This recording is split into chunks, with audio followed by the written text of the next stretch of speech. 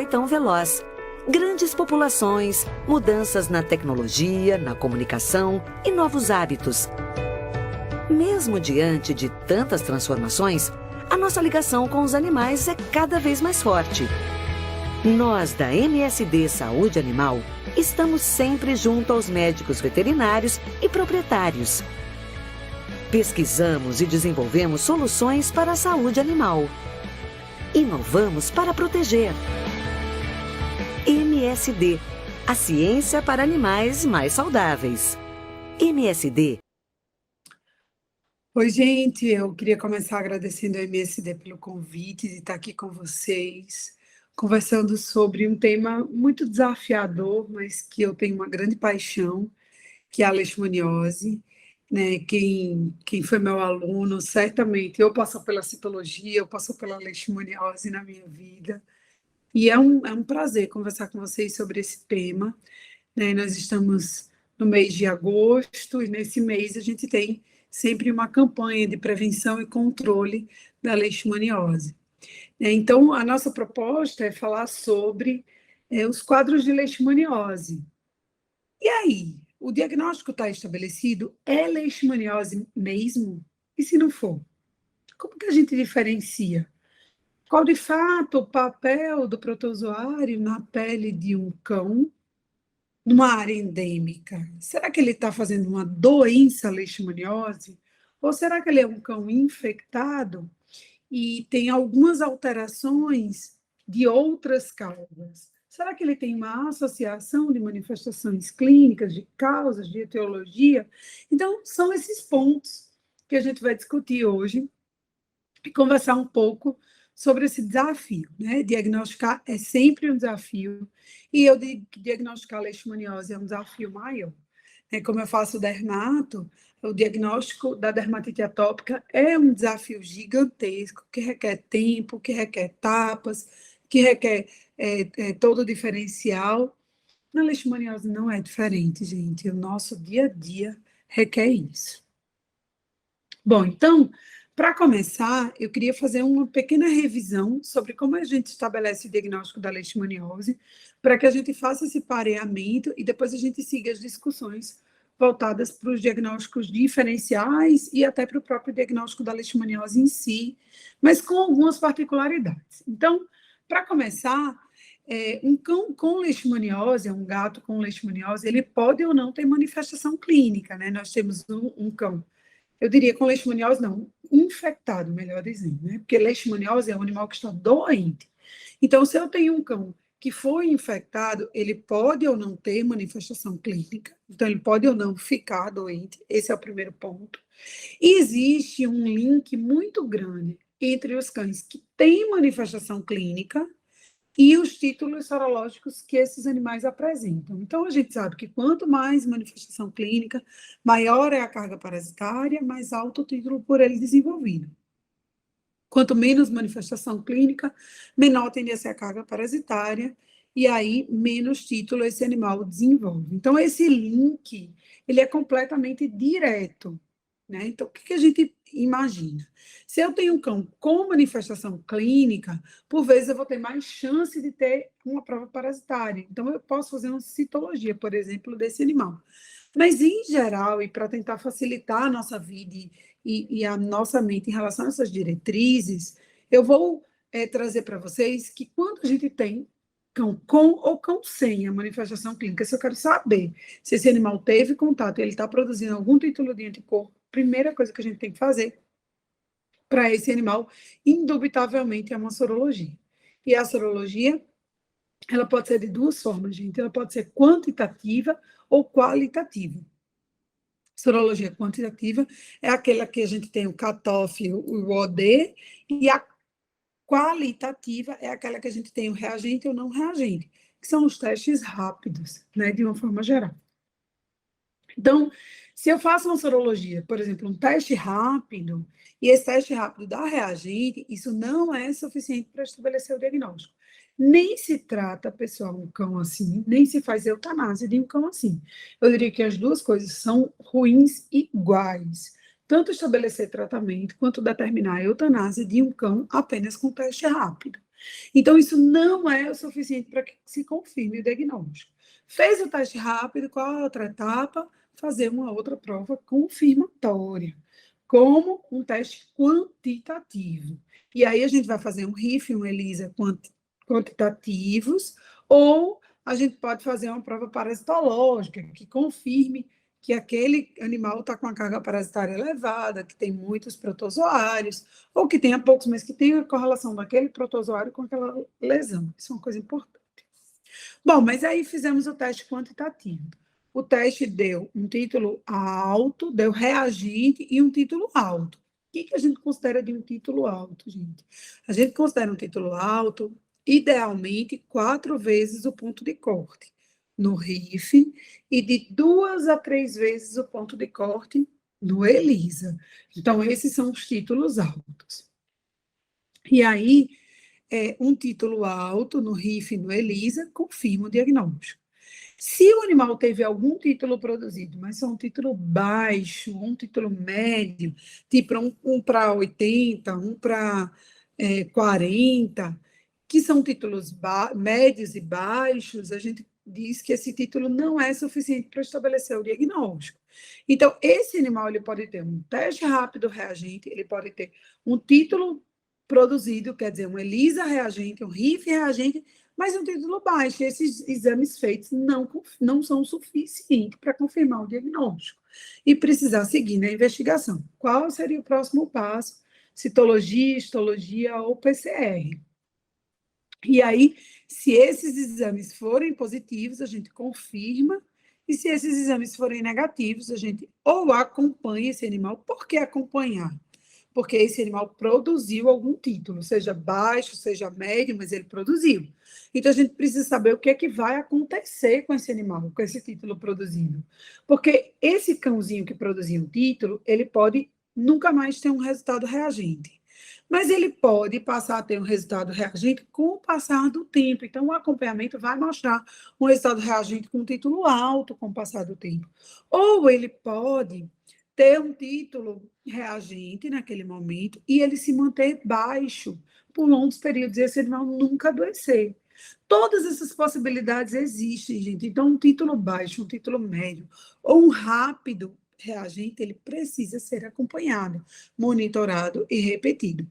Quantas vezes depois a gente repete? Quanto tempo depois a gente repete os títulos? Em geral, em média, 60 dias depois de um primeiro exame feito.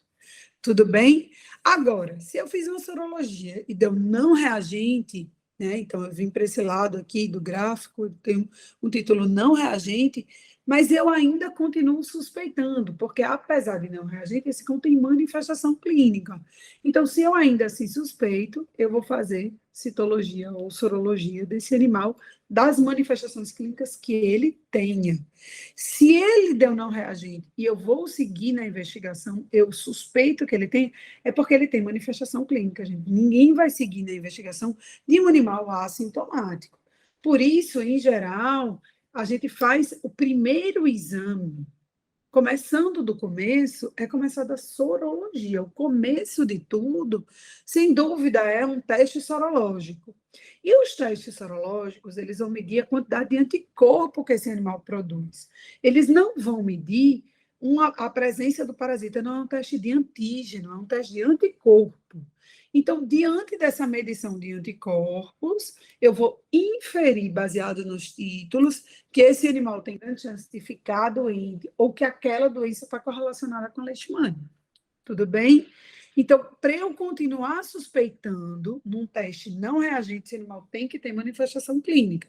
E aí eu sigo nas investigações mais específicas, vamos dizer assim, voltada para a leishmania, que são as provas moleculares, como o PCR, ou as provas parasitológicas direto, como a citologia, a histopatologia e a imunohistoquímica. A gente vai discutir esse contexto baseado nos casos clínicos.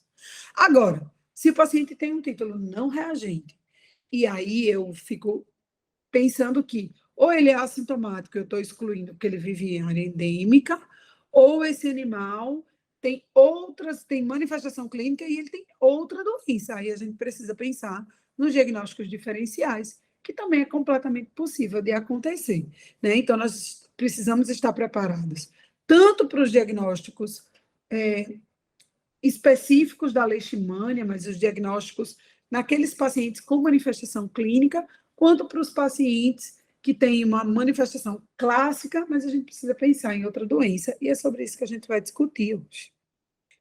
Então, aqui nós temos um paciente com diagnóstico divergente, porque a gente diz assim, nós vamos começar do começo. Mas onde é o nosso começo? Talvez o nosso começo seja a sorologia. Veja a história de Billy. Billy é um husky de 4 anos de idade, com histórico de alopecia e lesões ulcerativas em membro, apenas nas extremidades distais dos membros, né, nessa patinha. Então, ele tem uma formação crostosa. Sobre essa formação crostosa abaixo, né, sob a formação crostosa, estão lesões erodulcerativas. Aqui dá para ver nitidamente que tem um exudato sanguinolento acontecendo, proveniente dessa lesão erodulcerativa.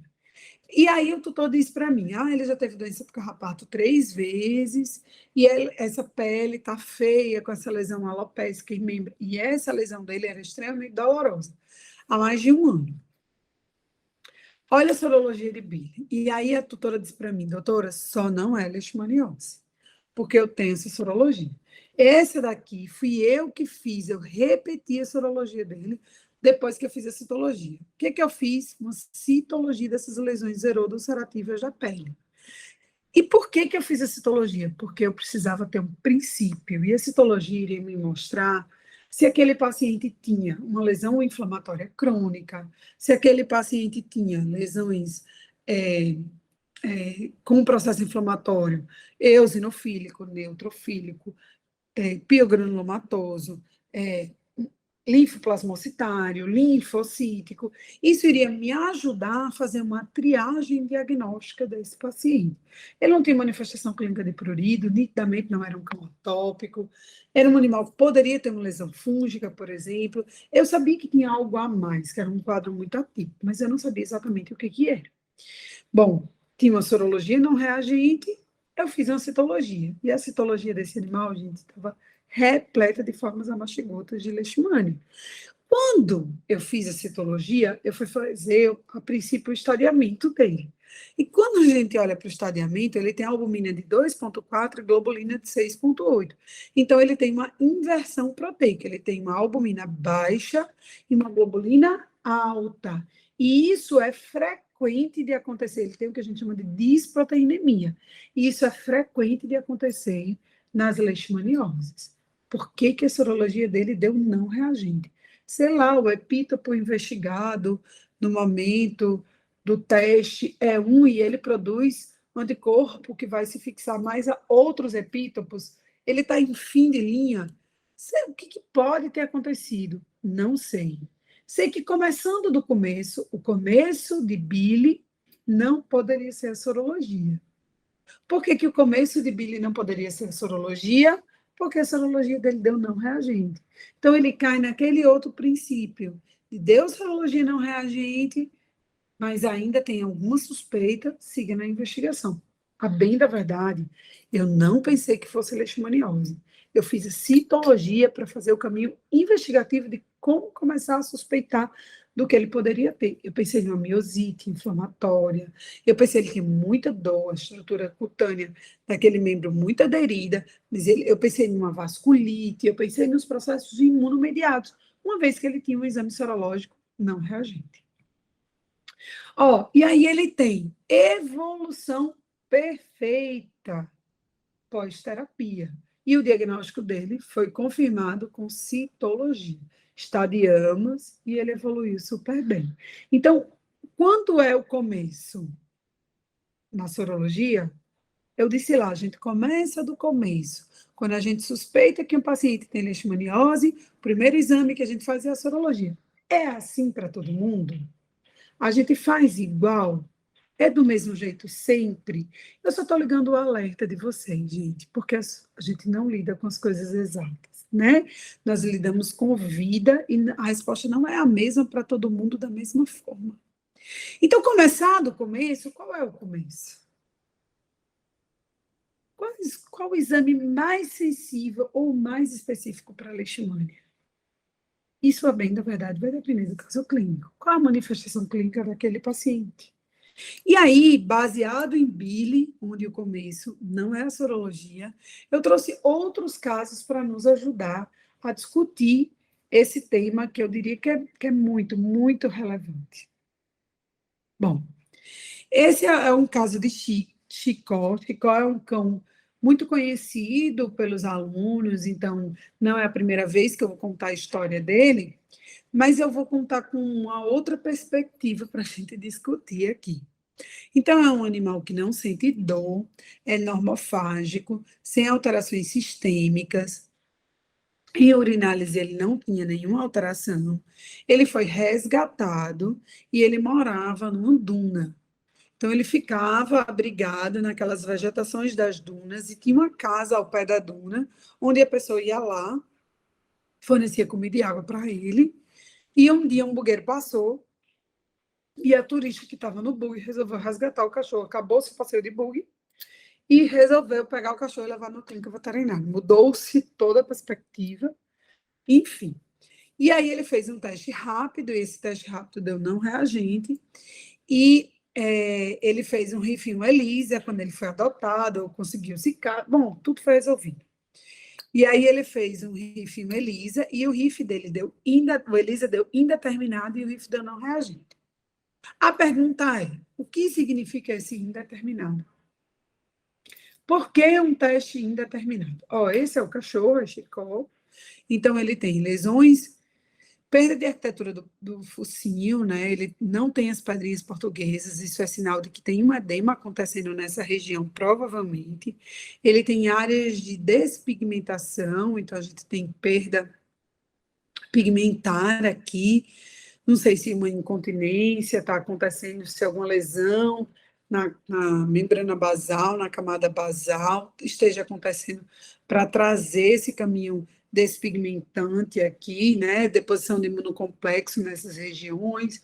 Se tem alguma outra doença, ele tem o espelho, a nasal afetado, a ponte nasal afetada e o espelho nasal afetado, inclusive com ulcerações em narina, né? E ele tem uma leve blefarite acontecendo, nessa região a gente vê a blefarite, e foi feita citologia, a gente dá onde vocês imaginarem aí na busca da leishmania.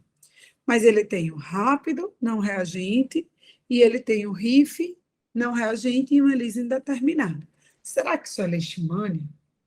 Se isso fosse leishmania com esse título sorológico, faz sentido? A bem da verdade é não. Mas o de Billy fazia sentido? Também não.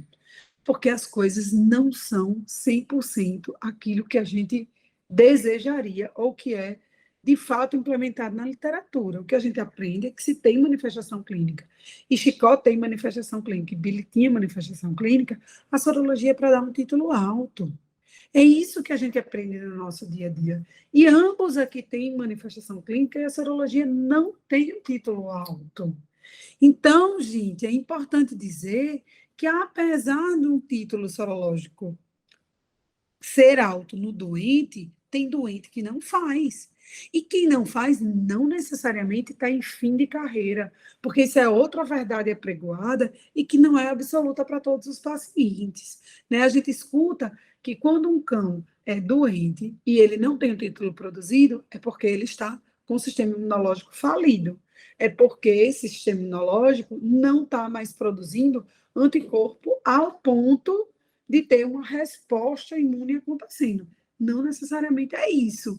Às vezes tem alguma coisa a ver com as técnicas de ELISA empregadas, às vezes tem alguma coisa a ver com as técnicas de RIF empregadas. Então, enfim, tem muitos fatores envolvidos na execução de uma sorologia. E com o reagente, né, os epítopos investigados nesses testes sorológicos. E melhorar essa acurácia, eu não tenho dúvida que é fundamental para nós. Bom, aí, fazendo aqueles outros exames, que são os exames auxiliares no diagnóstico que nos trazem estadiamento, Chicó tem anemia, tem eosinofilia, tem trombocitopenia, liga o alerta.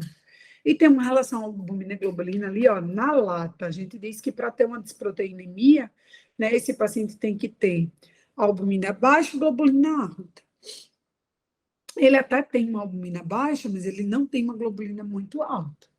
Então, de uma forma geral, pode ser que essa albumina baixa seja uma desnutrição, um animal que foi resgatado, pode ser que essa plaqueta baixa seja uma erlíquia, possivelmente ele viveu carrapatos na vida, essa anemia também, ou será que ele não tem um quadro verminótico associado, porque ele tem eosinofilia? Eu estou achando um monte de justificativa que não a própria leishmania para todas essas alterações laboratoriais. Então, os exames gerais também não nos ajudou muito, porque a gente não consegue dizer, será que isso é ou não leishmania de fato?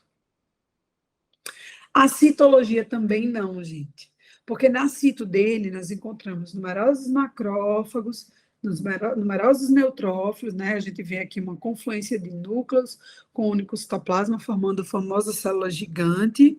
A gente vê um macrófago aqui, ó, outro aqui, alguns neutrófilos. Aqui a gente vê alguns plasmócitos, plasmócito e linfócito, hemácia ao fundo. Tudo isso significa que ele tem um processo inflamatório piogranulomatoso. Ponto. Quais são as doenças que fazem isso? Leishmania pode fazer? Pode. Então, a gente nem exclui, nem confirmou, já fizemos um monte de exame e ainda não consegue dizer para o dono de Chicó se ele tem ou não leishmaniose. Aí resolvemos fazer uma biópsia.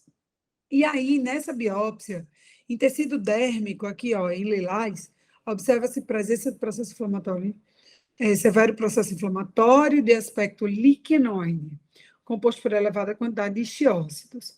Em geral, os processos liquenoides são aqueles processos em faixa, já lá na junção dermoepidérmica, próxima à região dermoepidérmica. E aí, em geral, a leishmania faz muito isso, e a leishmania é um processo inflamatório muito rico nesses ischiócitos, que são os macrófagos, né? Os patologistas chamam de ischiócitos. Então, a gente vê esses ischiócitos muito frequentes, e aí, em algumas regiões, se observou lesão de interface vacuolar. O diagnóstico de lúpus, que seria outra possibilidade, o paciente tem um padrão vacuolar de interface, mas eles têm também a apoptose da membrana basal, a apoptose melhor dentro da camada basal acontecendo, e ele não tinha muito. Então, ele tem uma lesão parecida com lúpus, uma lesão parecida com a leishmania. Quando eu fiz a biópsia, eu pensei que era lúpus, ou poderia ser leishmania, e realmente, a patologista manda para mim que pode ser lúpus ou pode ser leishmania. Aqui, ó. Padrão não podendo corresponder à lesão do lúpus. No entanto, devido à presença de elevada quantidade de estiose, recomenda-se a realização de testes adicionais para investigar a possibilidade de lesão por leishmania. Então, nós já fizemos sorologia, nós já fizemos citologia, nós já fizemos biópsia, e eu ainda não sei dizer, ele tem ou não leishmaniose? Essa é a vida real.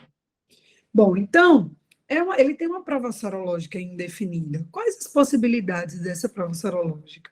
Ele pode estar numa infecção inicial, mas numa infecção inicial ele faria aquele padrão de lesão? Provavelmente não. Então, a suposição de infecção inicial é mais comum num diagnóstico indeterminado de pacientes que não tenham manifestações clínicas, de pacientes que sejam assintomáticos. Será que isso é uma reação cruzada? Será que ele tem outra doença? Por exemplo, ele tem um lúpus e ele tem uma erlíquia.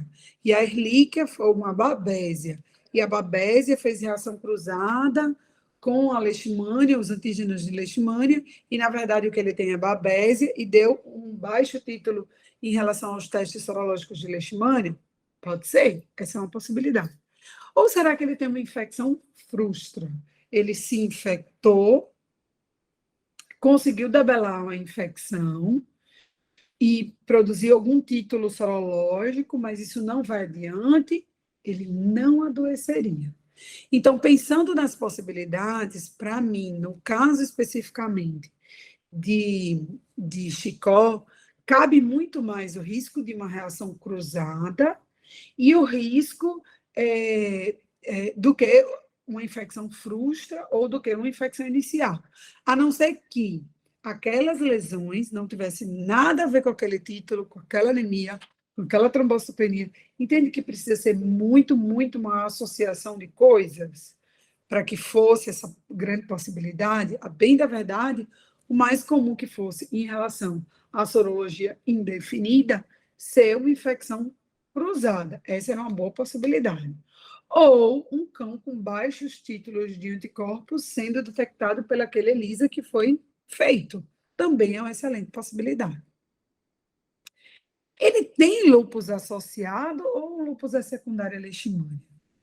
A gente vai falar adiante de um caso de pênfigo, mas, de uma forma geral, eu gostaria de dizer para vocês que muitos pacientes, e isso não é nenhuma novidade, desenvolvem doenças imunomediadas associadas aos quadros infecciosos. Então, o cão tem, por exemplo, Ehrlichia, faz anemia hemolítica imunomediada associada, ou anemia hemolítica autoimune associada. O cão tem leishmania, ele faz um pênfigo. O cão tem leishmania, ele faz um lúpus. Ou faz um padrão clínico compatível com histológico também. Então, como é que eu vou saber disso? Talvez a PCR? Será que a PCR ou será que a imunistoquímica seria melhor? E por que eu estou trazendo essa discussão, gente? Porque recentemente eu participei de um congresso, eu tive o prazer de assistir como convidada a um congresso do grupo Leishvet, chamado A Live, que foi um congresso que teve em Málaga esse ano. E uma das palestrantes, que foi a doutora Laura Ordez, ela é espanhola, acho que é professora da Universidade de Barcelona, trabalha junto com o doutor Ferrer. Ela deu uma palestra sobre a importância de PCR de imunistoquímica nas lesões cutâneas de cães em área endêmica de leishmania. E a gente vai já discutir um pouquinho. Vocês vão entender que não é fácil distinguir as coisas. Aqui nesse trabalho, especificamente, que não é o mesmo que eu estava me referindo da doutora Laura, eu chego já nessa palestra, esse trabalho faz o caminho de diferenciar o lúpus da leishmania em animais que têm lesões em plano nasal. E não é possível, gente, através dos cortes histológicos. Então, aquilo que a Priscila disse lá, Omeica, o quadro é compatível com leishmania, mas a Priscila é a patologista, né, gente? Que eu mandei a histopatologia. O 4 é compatível com leishmania, mas ele pode ser compatível com lúpus também. De fato, esse trabalho mostra isso. É um trabalho de 2017, onde ele mostra que não tem como diferenciar o tipo de célula inflamatória, por vezes o padrão inflamatório, as células que estão lá dentro, nem com imunofenotipagem celular, eles fizeram imunofenotipagem de diferentes tipos de célula, não tem como diferenciar o lúpus da leishmania pelo padrão inflamatório e pelo tipo de lesão. Por vezes, o infiltrado da leishmania é mais intenso comparado com o infiltrado do lúpus. Mas, e aí, histologicamente, o da leishmania traz uma inflamação mais importante, mais exuberante aos tecidos. Mas isso não é uma verdade absoluta. Tá? Bom, então, a dermatite liquenoide linfoplasmocítica, que é um padrão sugestivo do lúpus, não pode ser distinguida nem clinicamente, nem histologicamente e nem imunofenotipicamente da leishmania. Elas são muito semelhantes. Não tem como. Então, o patologista, a histopatologia, não é suficiente para distinguir. Em áreas endêmicas, é fundamental a realização da imunistoquímica e ou PCR. E aí, imunistoquímica ou PCR? Imunistoquímica e PCR, o que a gente vai fazer nesses pacientes? Bom, aqui, ó, gente, tem um trabalho falando sobre PCR e ele traz uma sequência de sugestões do tecido, do melhor tecido para a realização do PCR. E olhando para cá, se é um cão com manifestação clínica e com lesões dermatológicas, que é o nosso caso aqui em questão, é o que a gente está conversando sobre, o suave da pele é a melhor amostra. Se é um cão com manifestação clínica, com lesão ocular, suave conjuntival é o melhor tecido. Se é um cão com sinais sistêmicos, com febre, com plaqueta baixa, com epistaxe, com apatia, com perda de peso, com linfonodos aumentados, então a gente já vai para as coletas de tecido, onde comumente a gente encontra leishmania. Isso é paciente com manifestação clínica. Quem não tem manifestação clínica, normalmente medula óssea, linfonodo, e aí, por último, é sangue periférico, para a gente realizar PCR. Então, sangue periférico não é um bom tecido para a realização do PCR. Essa é a palestra que eu estava me referindo para vocês, que é a palestra da doutora Laura Ardez.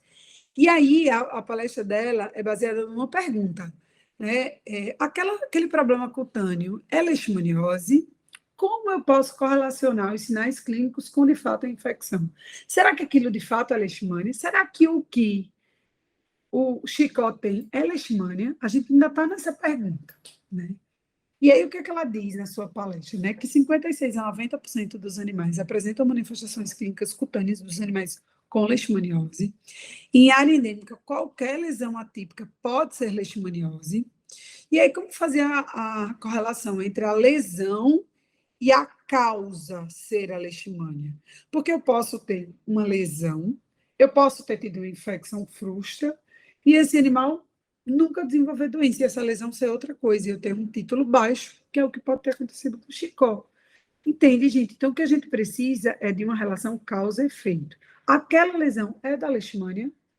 De fato, essa é a nossa pergunta. Bom, aí para isso, existem as duas técnicas que a gente vai discutir, que foi o que ela discutiu também, que é a PCR e a imunistoquímica. E aí, para quem não lembra muito bem, elas são técnicas completamente diferentes, de modo que a PCR é uma técnica que avalia a biologia molecular, então vai procurar DNA de leishmania. Já a imunistoquímica é uma técnica que favorece, faz uma imunomarcação, então ela favorece a visualização das formas amastigotas. Então, a amastigota está lá, no corte histológico. Quando eu faço uma imunomarcação, então eu faço uma coloração especial, e eu boto um anticorpo lá e marco aquela leishmania, eu consigo ver ela destacada, porque a leishmania é um protozoário muito pequeno.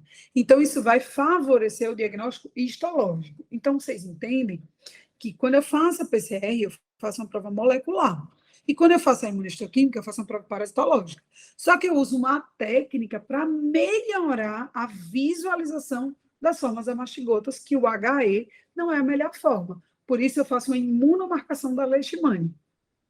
E isso me traz a segurança muito maior de que aquelas amastigotas de leishmania biopsiadas de uma área lesionada têm correlação direta com aquela lesão. Então, para ter um melhor efeito causal, a imunistoquímica é melhor do que a PCR. Para saber se o animal teve algum contato, se tem algum DNA aí, se tem o risco dele ter sido exposto à leishmania, a gente faz a PCR. Entende que a PCR é uma técnica mais sensível, mas não é uma técnica que confere status imunológico, nem uma técnica que nos auxilia 100% na evidência causal daquela lesão. A imunistoquímica é muito mais fiel para isso. E a outra coisa que ela cogita é a história da resposta terapêutica, que eu acho extremamente arriscado, e num outro caso clínico a gente vai entender o porquê. Aí, durante essa apresentação, a doutora Laura, ela colocou, né, as formas típicas e as atípicas de leishmania, e dentre as atípicas estão as lesões ulcerativas no plano nasal, que é o que Chicó apresenta, e que pode ser, então, lesões mucocutâneas ulcerativas, dermatites nodulares mucocutâneas, dermatite papular, porque as que são mais típicas são as lesões ulcerativas em proeminência óssea, dermatite esfoliativa. Então, o que ela diz? E aí, aqui eu trouxe um trechinho do resumo da palestra dela, né? Que é necessário lembrar que numa área endêmica, a demonstração de parasitas na lesão atípica, principalmente por PCR, pode ser insuficiente para demonstrar o papel causal da leishmania. Porque esse animal pode estar infectado e somente albergar a leishmania e nunca desenvolver doença. E ele está doente de outras doenças dermatológicas e a leishmania ser só um detalhe ali, porque ele mora numa área endêmica. Complexo isso, né, gente? Então, Para melhor elucidar a relação causal da leishmania, melhor nos cortes histológicos, imunistoquímica do que PCR. Saber se aquele animal está infectado, melhor PCR do que imunistoquímica. Moral da história, juntem as amostras, façam as duas coisas, e a gente vai ter uma sensibilidade muito maior na hora de estabelecer o diagnóstico. Então, ó, Bob teve um antes, não é Bob não, o nome dele, é Chicó. Chicó teve um antes, um durante e um depois. Chicó saiu do sol, tratou esse focinho, melhorou, nunca teve um título positivo, a gente não conseguiu diagnosticar leishmaniose nele. Ele negativou o título com o passar do tempo, mas isso é monitoramento, é acompanhamento. Tratamos como um lúpus, né? O fato dele sair do sol, dele agora ter abrigo, mesmo nesse abrigo ele ter que evitar o sol, porque em geral esses clientes gostam de sol, não pode dar o direito deles de ir para o sol porque eles gostam. Né? Esses são os pontos importantes para a gente relacionar com o Chicó. Para mim, o que ele teve foi lúpus. Bom, Odin é outra história velha, conhecida, nova, mas eu quero trazer ela numa outra perspectiva. É um pastor de 2 anos, pastor alemão, né, macho, e a primeira manifestação clínica dele foi convulsão, apatia e febre. E aí, nesse momento, ele tinha um hemograma que não tinha anemia, ele não tinha hemoglobina baixa, ele tinha um hematócrito de 48%, ele tinha 266 mil plaquetas, 10 mil leucócitos, nada muito.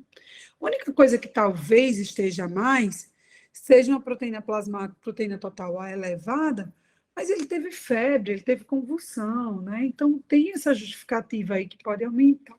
Bom, aí pós 14 dias, ele passou a ter 26% de hematócrito, 121 mil plaquetas, 17 mil leucócitos. Nesse momento, ele não estava sendo atendido por mim, ele estava sendo atendido por doutora Alane, e ela é uma excelente veterinária, e rápido ela chegou no diagnóstico. Quando ela fez a relação albumina-globulina, olha o nível da albumina do cachorro, 1,5, globulina de 7,5. Ela rápido fez uma prova sorológica e chegou num diagnóstico reagente no ELISA, reagente com título alto no RIF e feito uma punção de medula com visualização direta do parasita. Então, firmado o diagnóstico, Odin, o problema não foi estabelecer o diagnóstico, ele iniciou terapia, ele fez 4DX, ele era um co-infectado, então ele fez milteforam, doxy, alopurinol, domperidona, prednisolona, ele usou coleira e usou Vectra pipeta, né, o coleira Excalibur e Vectra pipeta, para prevenção. Ele fez doses corretas, frequência correta de administração, tudo perfeito na evolução desse paciente. Só que ele não tinha nada na pele. E pós-tratamento, ele passou a ter lesões faciais, lesões cutâneas em membro, em coxim, em pavilhão auricular, lesões crostosas e pustulares, com pústulas rompidas, com pústulas íntegras, com crostas melicéricas. Então, ele começou a desenvolver lesão. Ó, em focinho aqui já mais próximo, né? Formações crostosas, intensas crostas melicéricas. Em membros, em coxim, ó, aqui é pavilhão auricular, aqui é a região glabra de pele, muito lesionado. E aí, todo o tratamento foi feito corretamente, com doses corretas. Quais são as possibilidades desse cachorro?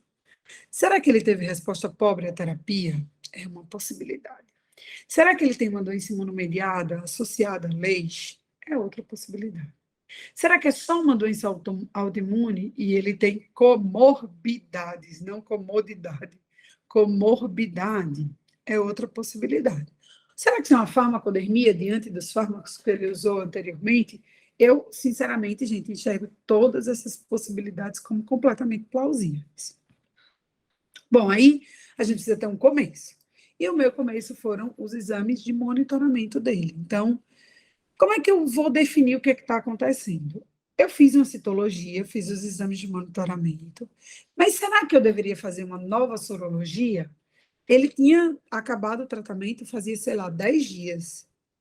Esse tratamento pós 10 dias vai possivelmente interferir nos diagnósticos sorológicos desse animal? Será que eu vou ter um título mais baixo de RIF, por exemplo, que anteriormente o diagnóstico dele foi com 1 para 640? Será que esse título baixou?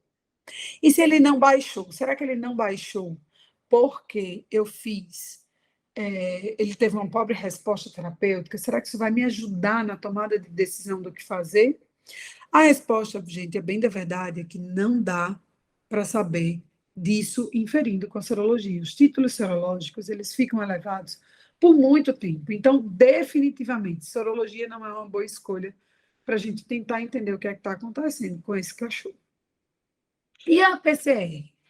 Eu tinha um diagnóstico parasitológico de leishmania. Será que se eu fizer uma PCR de pele e achar leishmania na pele, isso significa que ele teve uma pobre resposta? Eu espero que os animais tratados eles tenham PCR não negativa na pele, ou eu espero que esse animal possa ainda assim ter uma PCR positiva. A gente sabe que pode persistir PCR positivo na pele de cães tratados. Por isso, faz parte fundamental do protocolo do tratamento, o encoleiramento desses cães. Não esqueçam, gente, o uso da coleira ainda é a principal medida de prevenção e de controle da leishmaniose visceral canina. Bom, e a imunistoquímica? Se eu fizer uma biópsia, fizer uma imunistoquímica e achar a leishmania junto dessas pústulas, será que é porque ele não respondeu ao protocolo terapêutico? Por fim, eu já até contei para vocês, né? Eu acho que a melhor coisa a se fazer são os exames de monitoramento. Então, o que que eu fiz? Fiz os exames de monitoramento. Então, eu fiz o hemograma desse animal, onde ele tinha antes 26%, agora ele estava com 38% de hematócrito, e eu fiz as bioquímicas. A globulina dele ainda está um pouco alta, mas já no limite. E a albumina, que era 2, já subiu. 2,9. Isso mostra controle desse paciente em relação à leishmaniose. Então, a chance de tudo aquilo estar acontecendo em função da leishmaniose persistente é muito baixa. Então, esse paciente tem grandes chances de, na verdade, estar controlado da leishmania e alguma outra coisa está acontecendo na pele. Pode até ser que essa alguma outra coisa tenha correlação com a leishmania, tenha sido estimulado pela presença da leishmania, mas a gente não tem como saber, né?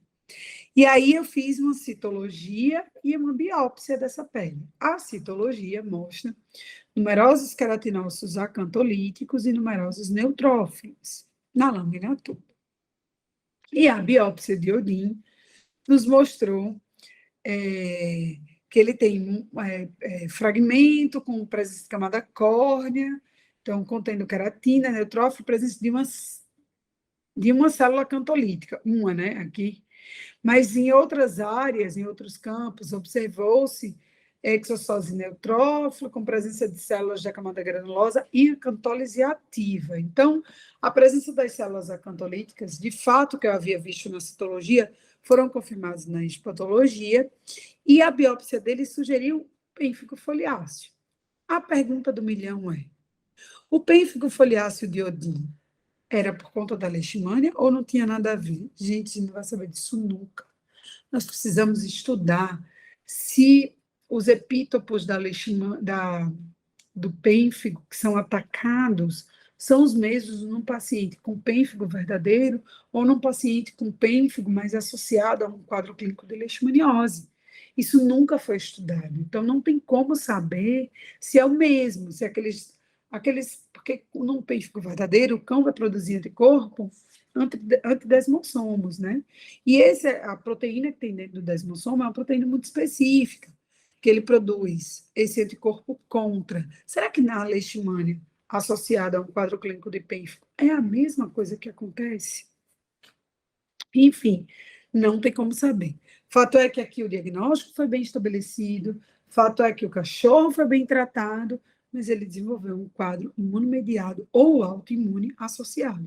Para saber, a gente teria que estudar a imunofluorescência da pele dele em relação ao pênfigo, para tentar entender se os anticorpos produzidos são formados contra os mesmos epítopos que são formados nos anticorpos de um cão com pênfigo sem ter leishmaniose. A gente não sabe disso.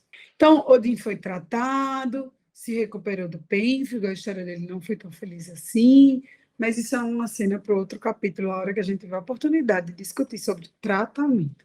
No momento, a gente está discutindo os diagnósticos desses pacientes e o que pode estar associado. Olha ele aqui num depois, bem bonito, ainda com muitas sequelas em relação ao pênfigo, mas com a resposta clínica favorável e passeando. O diagnóstico, gente, ele não é garantia de resposta. E aí, o que faz a gente pensar é se tem alguma coisa errada. Esse paciente, o diagnóstico dele foi super rápido. Ele era um animal onde esses calos de apoio, que na verdade são lesões ulcerativas em proeminências ósseas, né, em cotovelos, esses calos de apoio, eles nos mostram que a resposta à cefalexina não vai funcionar para tudo. E esse animal foi tratado com cefalexina meses a fio. E ele não tinha uma resposta favorável. E aí nós fizemos citologia, que é a espátulazinha em cima da mesa, né? Nós fizemos citologia dessas lesões ulcerativas e nós encontramos formas amastigotas de leishmania. Firmamos o diagnóstico fácil. O diagnóstico foi muito fácil e foi um diagnóstico parasitológico, que é aquele que a gente não contesta, de fato ser. Mas esse animal começou o tratamento e ele iniciou com vômitos sem controle. Mesmo com todos os antieméticos existentes no mercado, ele não tinha controle do vômito. E aí ele fez ultra, na ultra ele tinha intussuscepção, resolvemos colocá-lo em mesa cirúrgica, ele foi operado, a intussuscepção desfeita, ele não precisou fazer anastomose, mas 6 horas após a cirurgia ele voltou a ter vômitos novamente. Então, aquela intussuscepção é provavelmente mais consequência do que causa, por causa dos vômitos incoercíveis que ele tinha. E aí fica a pergunta, né? Por que ele vomitava tanto? E será que isso tem a ver com o tratamento? Será que isso tem a ver com a leishmaniose? Enfim, gente. Esse foi um dos animais que a gente conseguiu biopsiar o intestino. E o processo inflamatório intestinal dele é severo. E tem, inclusive, formas amastigotas no intestino, com processo severo de inflamação linfoplasmocitária. Então, ele estava fazendo uma enterite.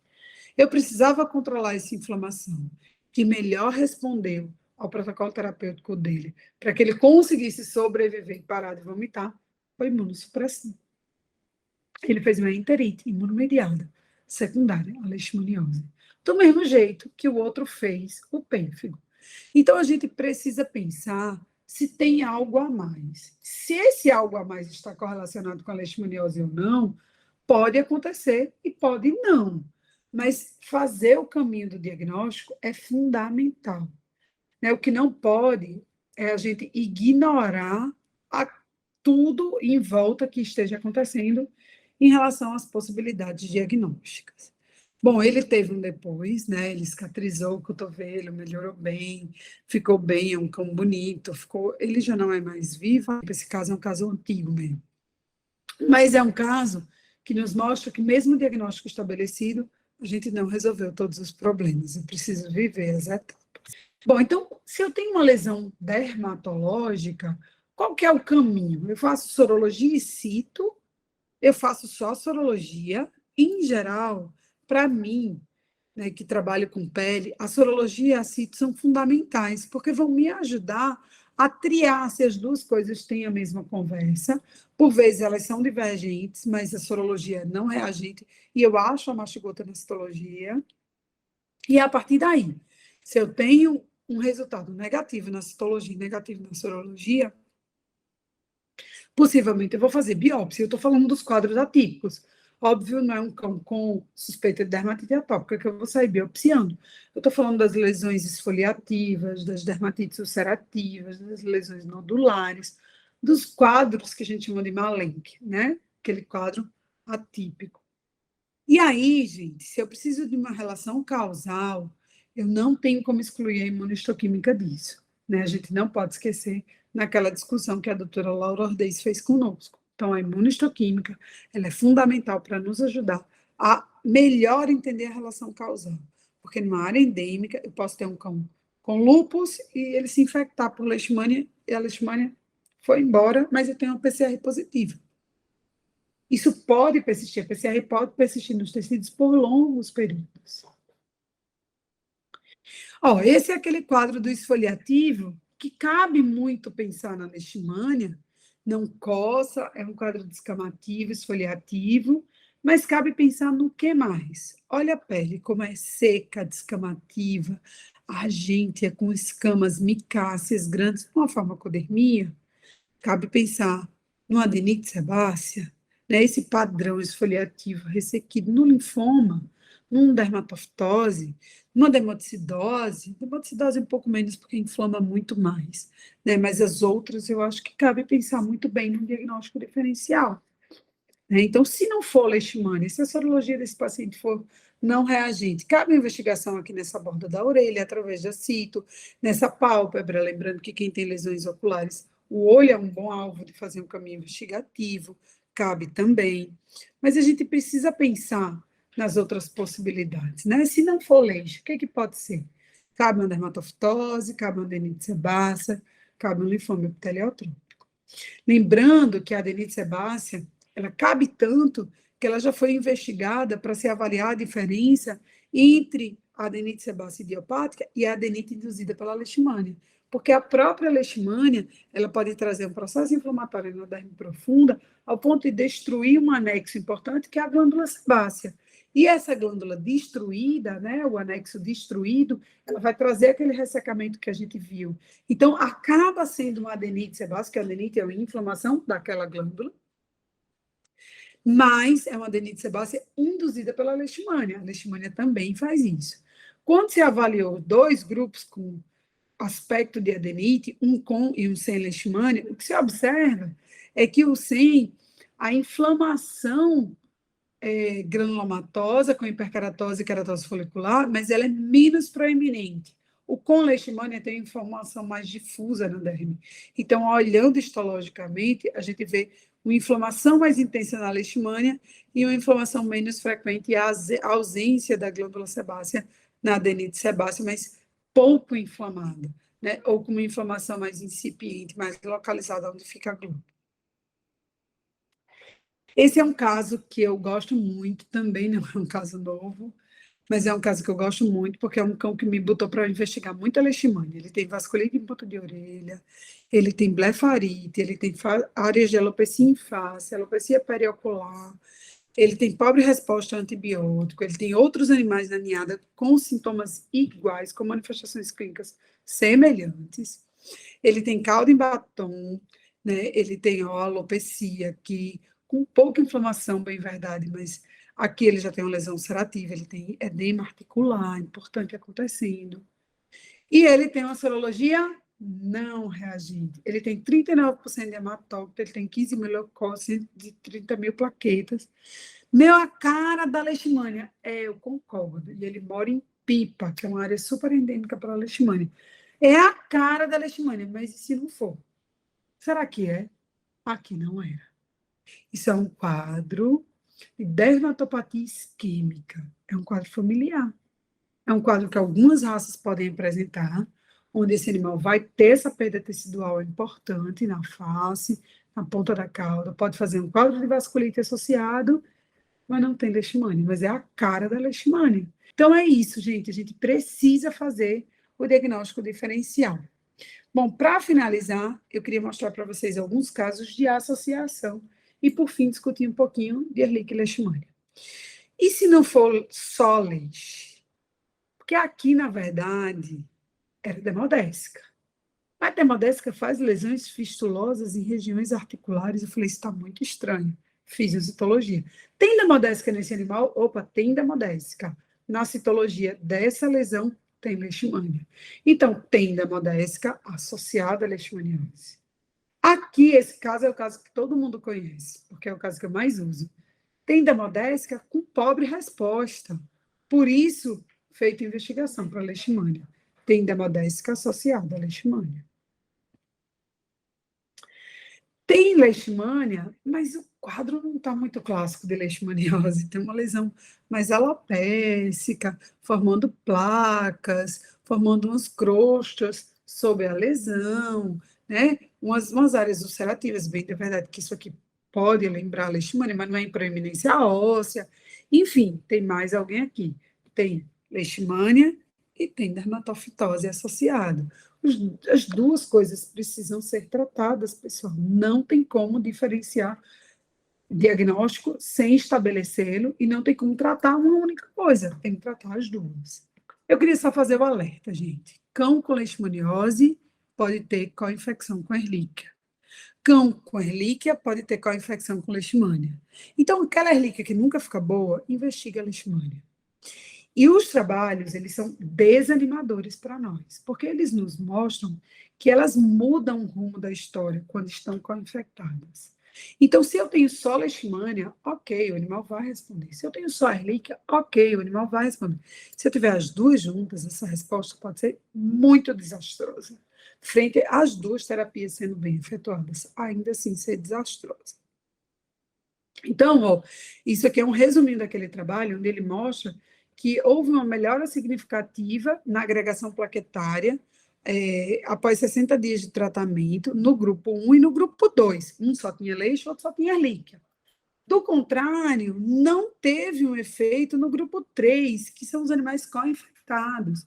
Então, a persistência de agregação plaquetária, a persistência de manifestações associadas às discrasias sanguíneas, elas são mais frequentes nos animais co-infectados. E aqui, ó, é a incidência disso. Então, se eu tenho só leishmaniose, anticorpo antiplaqueta, se eu tenho só Ehrlichia, anticorpo antiplaqueta, se eu tenho os dois, o nível de formação de anticorpo antiplaqueta é muito maior, né, gente? Isso é clássico. E aí, pensando no caminho que a gente está, que é o diagnóstico, né, e para finalizar nossa apresentação, eu queria trazer para vocês, animal que tem anemia, trombocitopenia e hipoalbuminemia, se é um animal com leishmaniose, eu tenho que investigar a co-infecção. Quando que eu vou investigar a co-infecção? Principalmente em animais com pobre resposta à terapia. Se ele tem pobre resposta à terapia, eu tenho a obrigação de investigar. Como que eu vou investigar isso? Eu posso fazer sorologia? Posso. Se eu fizer titulação pareada e esses títulos aumentarem. Então, eu fiz 2 meses atrás o título de Ehrlichia e ele era 1. Hoje ele dobrou. Opa, eu tenho uma doença ativa acontecendo. Ou eu posso fazer o teste rápido também. Mas quando que eu vou ter cautela no teste rápido? Se os pacientes não forem tratados previamente para a Ehrlichia, esse teste rápido pode me ser muito bom. Ou se a sorologia prévia, se o tratamento prévio aconteceu há mais de 8 meses. Beleza, o teste rápido vai me ajudar. Mas o teste rápido não vai me ajudar. Eu vou precisar ter cautela se é um animal que eu fiz um teste rápido recente, esses títulos eles vão permanecer. Então, não é interessante. 2 meses eu fiz, eu mantive o teste. Não é interessante. Aí eu preciso fazer uma PCR para a gente avaliar se eu tenho uma PCR sanguínea persistente de Ehrlichia e associada à manifestação clínica. Vocês entendem? Precisa ter a manifestação clínica junto. Ou em pacientes que nunca foi tratado. E se é um animal que não foi tratado, o teste rápido super me ajuda a execução de diagnósticos de co-infecção. Tudo bem, gente? Bom, eu espero que tenha sido esclarecedor para vocês. Eu queria agradecer ao convite mais uma vez da MSD. Queria deixar a mensagem que eu acho que é mais importante em relação à leishmaniose. Prevenção é a alma do negócio. Encolerem. Se necessário for vacina, associe medidas preventivas, castre, temos estudado transmissão vertical desses animais, castrem os cães com leishmaniose, não permitam que eles reproduzam, os tire da reprodução, a cadela tem potencial importante de transmissão para os filhotes, já temos inúmeros trabalhos comprovando isso, né, gente? Então, a gente precisa prevenir coleira, se necessário, vacine, se necessário, castre, se necessário, junte medidas de prevenção. Esses são os principais meios de vencermos essa árdua batalha da leishmaniose. Mais uma vez, pessoal da MSD, muito obrigada. Né? Obrigada pelo carinho de sempre, obrigada pelo convite. É um prazer estar aqui com todo mundo nesse período tão vivaz de leishmaniose por todo o Brasil, né? Que a gente possa, durante os agostos que estiverem por vir, sempre falar do caminho da prevenção da leishmaniose. Olá a todos, meu nome é Bárbara Duarte, eu sou coordenadora técnica na MSD Saúde Animal e após essa brilhante palestra que a gente teve com a doutora Romeica, vou falar para vocês um pouquinho a respeito de Excalibur, que é o nosso produto que promove aí a prevenção contra a leishmaniose, essa doença tão importante sobre a qual a gente ouviu falar agora. Então a Excalibur é uma coleira que a gente tem duas apresentações, a gente tem a coleira P que tem 19 gramas, 48 centímetros e pode ser utilizada em cães com até 20 quilos de peso. E a gente tem a coleira G, que tem 25 gramas e um comprimento total aí de 65 centímetros e pode ser usada em cães acima de 20 quilos. Então, o tutor ele vai medir essa coleira no pescoço do animal para saber referente a qual peso essa coleira se enquadra, vai afivelar a coleira e vai cortar o excesso dessa coleira para deixar então que ela fique no pescoço do animal fazendo a ação. E a coleira Excalibur, ela tem algumas características especiais. Ela promove uma proteção tanto do indivíduo como uma proteção do coletivo, né, auxiliando aí no controle do vetor. E de que forma ela faz isso? Ela é uma coleira à base de deltametrina a 4%, que é um piretroide sintético, que tem o efeito tanto inseticida como acaricida, e é uma molécula super segura, já demonstrada aí essa segurança a partir de alguns estudos. É uma coleira também que existem algumas indicações em bula, né? Sempre o que a gente preconiza quando a gente fala em informações de utilização, a gente se baseia na bula do Brasil, e ela tem uma comercialização mundial. Além do Brasil, a gente comercializa em vários outros países. Na bula do Brasil, a gente tem indicação para o uso da Excalibur a partir de 3 meses de idade e a ação da coleira ela é por até 4 meses. Então, essa coleira ela pode ser usada aí por bastante tempo. É uma coleira que também é resistente à água, então não tem nenhum problema caso o animalzinho se molhe, ou caso o tutor queira dar o banho no animal com a coleira presente no corpo do animal. E ela também não tem cheiro, principalmente uma informação importante devido à proximidade que nós temos hoje com os pets na convivência íntima aí dentro de casa. É bastante importante essa característica. Né? E como é que acontece, então, o funcionamento da Excalibur? É necessário ter um contato íntimo da pele e do pelo do animal com a coleira, porque o princípio ativo é um princípio lipofílico, ou seja, ele tem afinidade pela camada de gordura da pele do animal, e essa liberação ela acontece através do estímulo mecânico através desse contato, né, entre a pele e o pelo do animal e a coleira. E acontece também, a partir disso, a dissolução lenta da deltametrina na oleosidade natural da pele do cão, né? E isso assegura que todo o princípio ativo ele seja distribuído. O aumento da eficácia inicialmente acontece aí a partir de informações de bula após 2 a 3 semanas, né? Embora a gente já tenha trabalhos que demonstrem que a partir de 1 semana a gente já tem aí 90% de ação da Excalibur em relação à proteção contra o flebótomo transmissor da leishmaniose. É importante também a gente salientar, reforçar a informação de que é uma coleira que não pode ser usada em gatos, pois é uma espécie que tem uma deficiência numa enzima importante para a metabolização de piretroides. Então, a gente só recomenda a utilização de Excalibur para cães. E quando a gente fala em indicações da Excalibur, é importante a gente ressaltar que o principal foco da proteção da Excalibur é contra os flebotomíneos transmissores da leishmaniose. A gente também tem a proteção aí contra as picadas de outros insetos, também em bula, Stomoxys calcitrans e musca doméstica.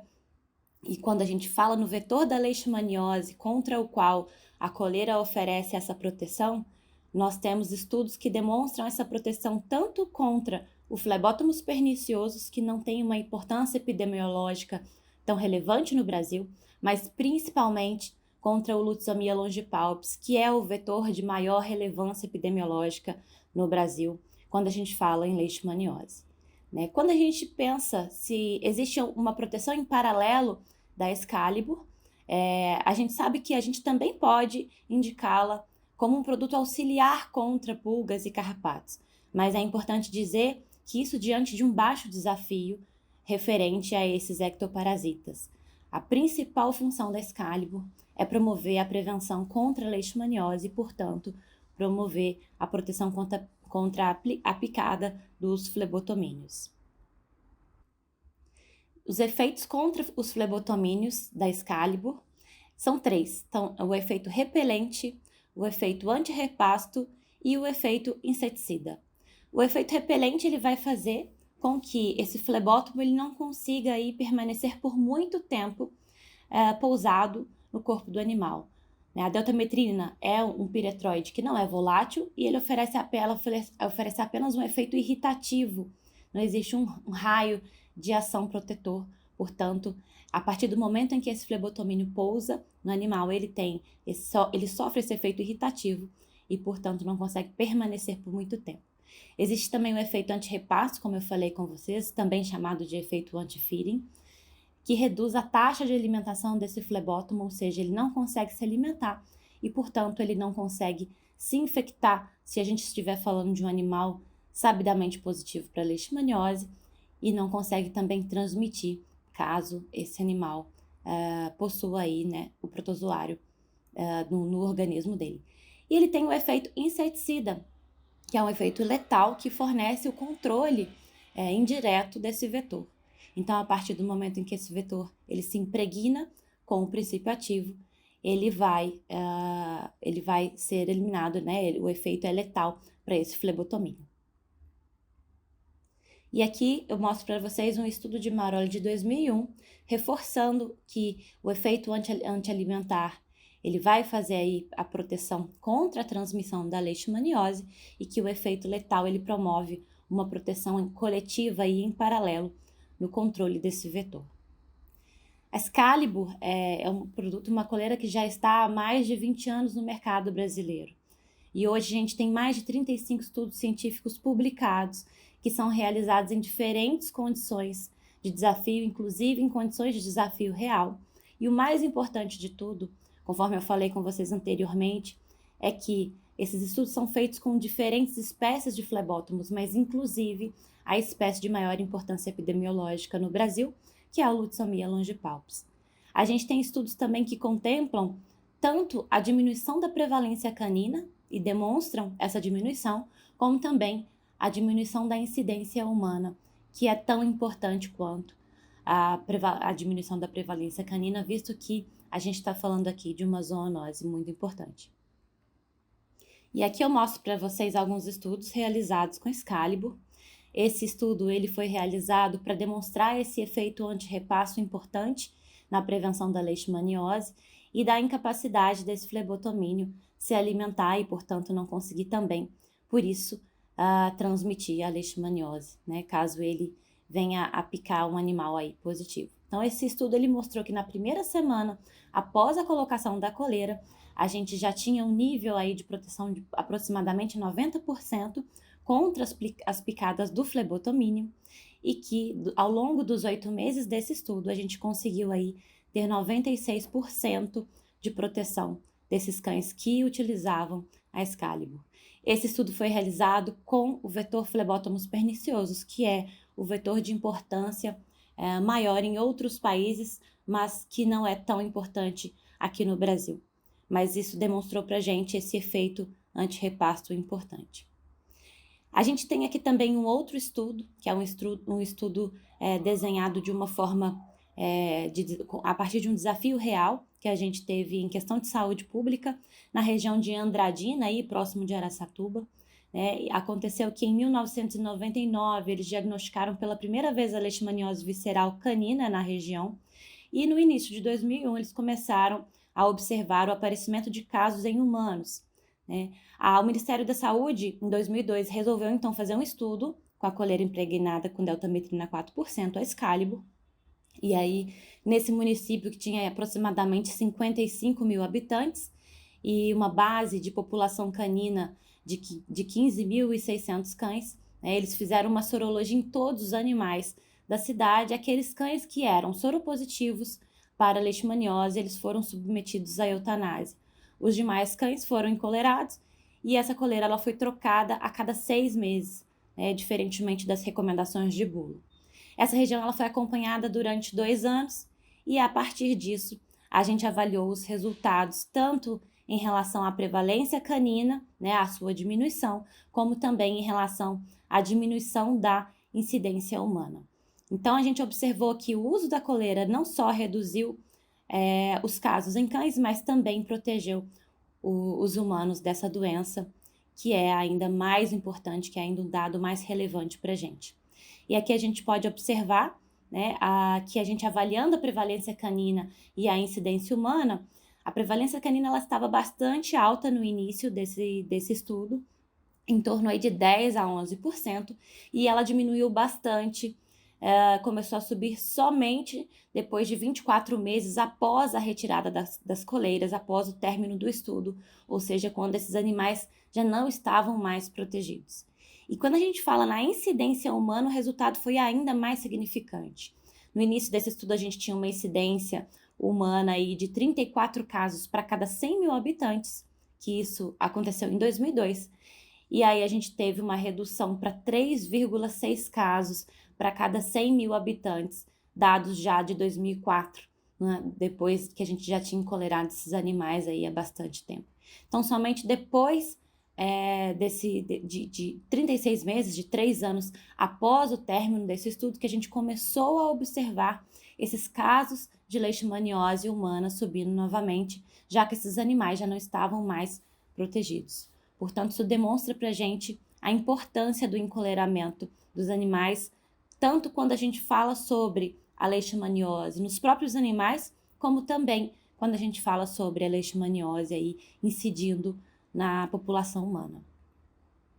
E esse outro estudo que também trata, outro e último estudo que eu vou apresentar para vocês, que também trata a respeito da parte zoonótica da leishmaniose, ele foi feito no Irã, aí num total de 18 vilas, né, participaram desse estudo aí, 18 vilas, sendo que 9 dessas vilas, todos os cães eram encolerados e as outras 9 eram vilas controle. Após um ano, a gente teve a observação de uma redução de 54% na prevalência canina e em relação à incidência em crianças, após um ano a gente observou que houve uma diminuição de 43%. Então, a gente concluiu que essa ampla aplicação dos colares impregnados com deltametrina, da Excalibur, ela não somente protegeu os cães, como também reduziu o risco de infecção em crianças, reforçando aí a importância zoonótica de se prevenir contra a leishmaniose e também a eficácia da ação da Excalibur na prevenção da leishmaniose.